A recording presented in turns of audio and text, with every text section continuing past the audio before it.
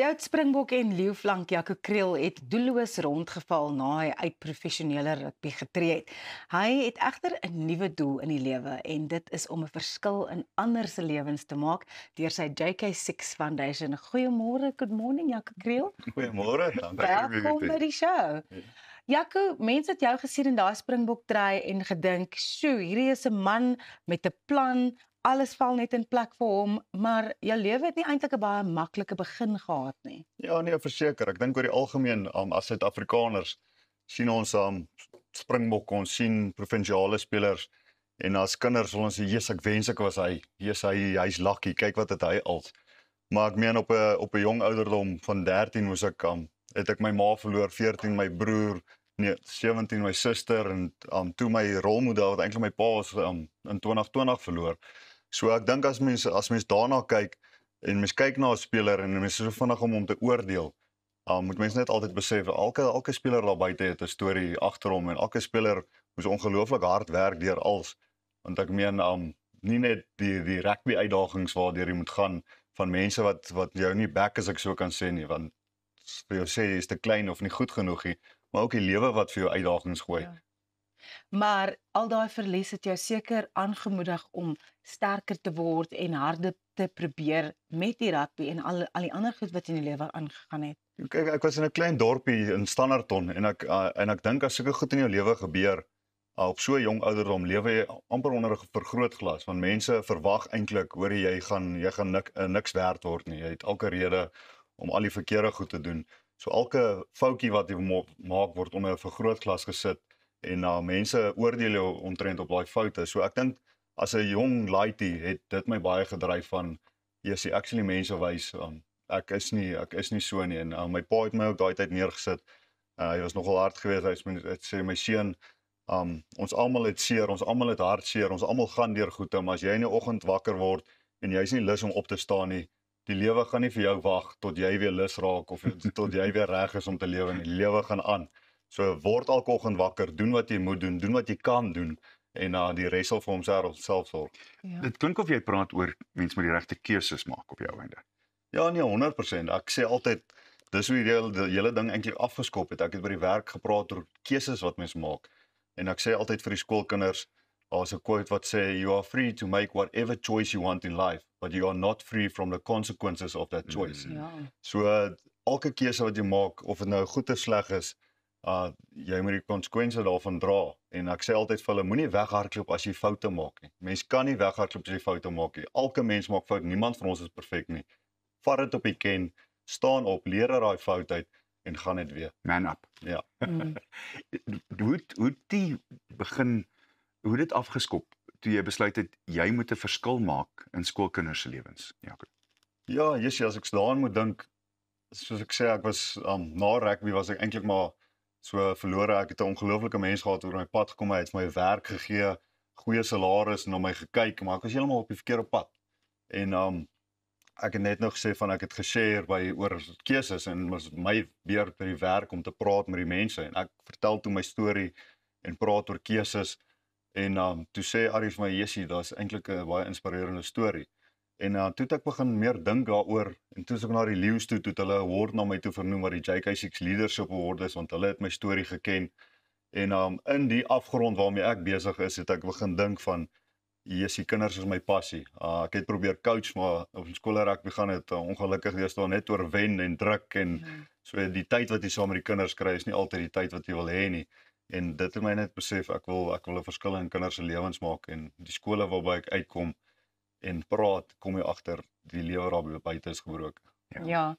Jaco, gebroke lewe. Ek wil nou 'n bietjie teruggaan. Jy het gepraat oor mense maak foute. Dit is wat ons mens maak en jy is baie oop oor die foute wat jy gemaak het.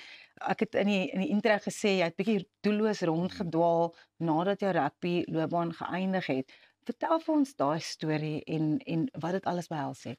Ja, mense my rugby was 15 jaar van my lewe, was dit my doel geweest. Dit was my purpose in die lewe. Ek het 'n why gehad om op te staan in die oggend. Hulle het my presies gesê waar om te wees, wanneer om te wees, wat ek moet doen, wat vir my verwag word. En toe jy uit daai stelsel uit is, toe sê ek soos, "Jee, wat maak ek met al my vrye tyd?" Toe was ek die lewe van die partytjie gewees in Pretoria gewees en dis nie 'n jolplek wat ek nie ken nie. En so het ek gedink is okay, want naweke is 'n joltyd en soms in die week ook Ja. was 'n joltyd. En dit was my lewe en ek het amper die ongelooflike geleentheid wat ek gekry het om in 'n werk in te stap, het ek amper onder myself uitgepartytjie. Ja. Jy het eintlik 'n harde woord gebruik om jouself te beskryf. Jy het jouself beskryf as 'n suiplap. Ja, nee, 100%. Jo.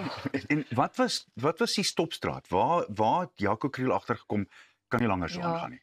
Kyk, ek het lekker gekuier en by die leeufunksie toe hulle daai awards my gee, toe begin ek dink en na dit toe ek besef wat ek het by Arie gaan sit, sê ek dan toe on top of it all was ek nog in beheer van 'n kroeg ook gewees. Oei. Ja. Een voet nog dieper in die gat. En toe sê ek vir hom, "Wees jy Arie, dis nie regtig wat ek wil doen nie." Vra hy my, "Wat wil ek doen?" Sê ek, "My passie is kinders, ek wil met kinders werk." En toe het vir so rukkie aangaan, toe ontmoet ek vir Nastasha wat 'n ongelooflike vrou vir my is. On top of all was sy bemarking bestuur of sy het bemarking vir Padstal gedoen wat ook 'n kuierplek was. So ek weet, dit pas my perfek. Naweke is dit my jolplek. En soos ons verhouding aangaan het, of toe het ons mekaar leer ken en soos ons verhouding aangaan het ons agtergekom waar daar altyd drank betrokke is en baie mense het ons altyd beklei. Ja. En op die einde van die dag het ons net so voor my verjaarsdag toe het ons weer argument oor ietsie toe sê sy maar toe sê ek maar dan hou ek op drank. Toe sê sy okay, dan doen sy dit saam met my. En daar het ek besef dit was die beste besluit want nie net oor dit nie, maar ek kan nie in die week voor kinders staan en preek en vir hulle sê hoe om hulle lewe te lewe, maar naweke sê ek die grootste kuiergat in Pretoria nie. Ja. Dit was nie vir my reg nie. Hoekom is dit belangrik vir jou om so oop te wees oor al hierdie goed? Jy praat so gemaklik oor wat regtig 'n moeilike tydperk was in jou lewe. Ek voel baie mense gaan deur moeilike goed en niemand se lewe is perfek soos ek sê nie en almal sit met hierdie goed binne jou want jy is bang mense oordeel jou. Mense is bang om kansse te vat. Mense is bang om vulnerable te wees want mense gaan jou oordeel. Ek voel net as ek alles op die tafel sit, oordeel my vir wat jy wil oordeel, kom oor dit. Môre oor môre is daar vir jou 'n nuwe storie om oor te skinder. Ek sê ook altyd vir die kinders, as mense hulle diepste hartseer en diepste trauma en meeste foute deel, gaan jy staan en oordeel en 'n kinderstorie maak of gaan jy 'n regte man en vrou wees, 'n oor gee om te luister en 'n skouer gee om te huil en daar wees mekaar. So ek voel net as ek alles op die tafel sit, ek is nie perfek nie, ek maak nog steeds foute en ek sal dit altyd deel soos ek aangaan, maar dit maak my net vry van my foute. Ek dink dit is so belangrik daai ding van dis okay om nie okay te wees nie. Ja. Maar die stigting JK6 Foundation, julle maak groot strede in die regte rigting om mense se lewens te verander. Ja, ek gaan praat met oop en eerlik met die hoërskoolkinders en sê die ding soos hulle dit wil hoor of in hulle taal en ek deel met hulle en vir my was dit 'n groot ding want my pa was altyd nogal skaam geweest oor die storie wat omdat my ma selfmoord gepleeg het en my broer selfmoord gepleeg. Ek dink as 'n leier in die huis voel jy maar bietjie skaam oor dit. En hy wou nooit gehad ek moet daar praat nie. So toe hy 2020 oorlede is, ek het met alles hier binne my gesit en ek voel net ek gaan praat met skole, ek gee vir hulle hoop, ek gee vir hulle inspirasie en die trane wat ek na die tyd kry van hartseer kinders wat na my toe kom en huil en nie weet wat om te doen nie. Dis eintlik hoendervleis, mens weet nie altyd waar om te gaan nie. So dit is net die begin.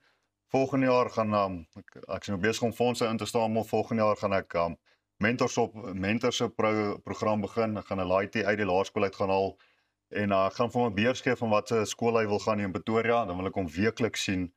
Hy moet nie net 'n sportster wees nie. Op die einde van die dag as hy by matriek uitloop, moet hy al die tools hê wat hy nodig het om 'n suksesvolle man te wees met respek, integriteit en eerlikheid.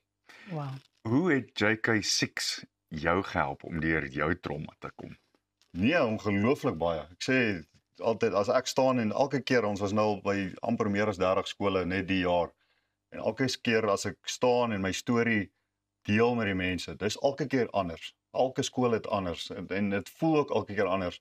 En dit help my elke keer as ek daar uitstap en voel dit of 'n berg van my skouers af is. Ja. En Jessie, ek het weer geshare uit iets uit wat my so lank amper teruggehou het in lewe en my amper ingesluk het in lewe. Hoe maak mense 'n bydrae en wat kan hulle doen om jou te help? Ja, so vir my ek wil net graag skool, as mense na skole nader dan so dink hulle ag jy's hier kom nog 'n rugby chat. Dis glad nie, die rugby ek sê vir almal rugby was die fondasie vir wat daar is. En so vir skole wat my nooi, dis nie 'n rugby geselsie nie. Dis regtig insiggewend vir die kinders en dit help hulle baie en op ons webtuiste is daar 'n bankrekeningnommer en soos ek sê, ek is transparant met my foundation. Is enige tyd welkom om na my boeke te kom kyk. Nie dat daar nou baie aangaan nie, maar dit gaan gebeur. Mense hoor altyd van skelmstreke en mense wat dit gebruik vir die verkeerde redes. So elke mens in besigheid wat betrokke raak, ons is daar as 'n span en ons sal enige insette waardeer. Ek wil jou net ter afsluiting vra, Jaco, is jy trots op die lewe wat jy vir jouself nou gebou het? Ek het nou eendag gesê, ek het altyd vir God gevra, wat's my doel in die lewe? En selfs toe ek rugby gespeel het en ek het nooit die antwoord gekry nie en dit was my groot fights met coach, nie fights nie, gesprekke met coach Akkers ook. Dus dit voel nie of ek 'n doel het nie. En nou kan ek trots vir die kinders sê, wees patient. Ek het nou daag 'n ding gelees, if God makes you wait, do what the waiter do and serve. Want eers op die ouderdom van 35 het ek agtergekom wat's my purpose in die lewe. Ja, Kan net vir jou so sê. Ja, ek wil ook. Ons is so bly jy het by ons kom aansluit vanoggend by Goeiemôre, Good Morning. Jy is 'n inspirasie. Baie dankie. Ja, inderdaad. Dis al waarvoor ons nou tyd het, maar net hierna gesels ons musiek met Wynand Strydom. Hy kom gesels met ons oor sy splinternuwe musiekvideo. So bly net waar jy is, want ons en Wynand Strydom gaan nou gesels. En gaan volg ons op sosiale media as jy nog wil weet oor Goeiemôre, Good Morning.